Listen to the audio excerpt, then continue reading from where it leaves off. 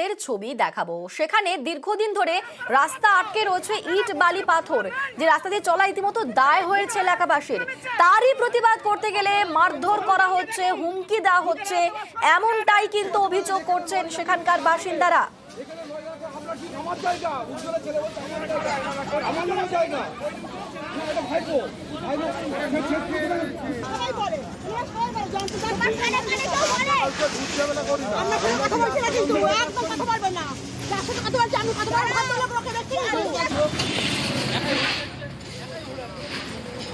আমাদের সঙ্গে রয়েছেন অনুপম। অনুপম, ঠিক কি কি অভিযোগ উঠছে এবং ঠিক কি ঘটেছে, প্রমোটার কি করেছে? দেখো রিজা, এই যে বসিরহাট পৌরসভার ৯ নম্বর ওয়ার্ডের দীননাথ দে লেন, সেখানে এই রাস্তায় উজ্জ্বল দত্ত বলে একজন প্রমোটার, তিনি একটি বড় প্রমোটিং করছেন, একটা বড় বিল্ডিং বানাচ্ছে এবং সেই বিল্ডিংটা বানানোর জন্য সেই যে রাস্তা দীননাথ দে যে লেন, সেই রাস্তার উপরে যেসব ইমারতি দ্রব্য, ইট বালি পাথর সব সেই রাস্তার উপরে রেখে সেই বিল্ডিং কনস্ট্রাকশনে কাজ করছে মিস্ত্রিরা।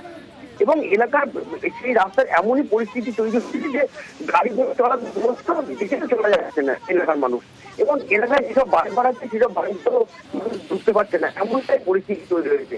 এরপর এলাকার মানুষ কিন্তু সেটা প্রতিবাদ করে, এবং প্রতিবাদ করলে সেই যে উজ্জ্বল দপ্তর যে প্রমোটার, তার লোকজন কিন্তু সেই যে মহিলা বা যে পুরুষ তাদেরকে দিতে যায় এবং নষ্ট বলে এক শিক্ষক তাকে মারধর করে। বেশ বেশ, স্থানীয়দের কি অভিযোগ তাদের মুখ থেকে শুনবো।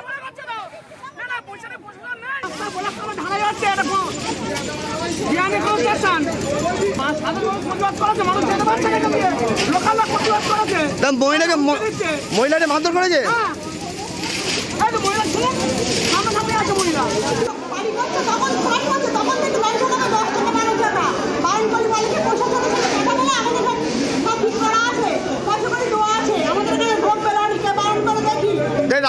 রাস্তা আটকে কাজ করছে।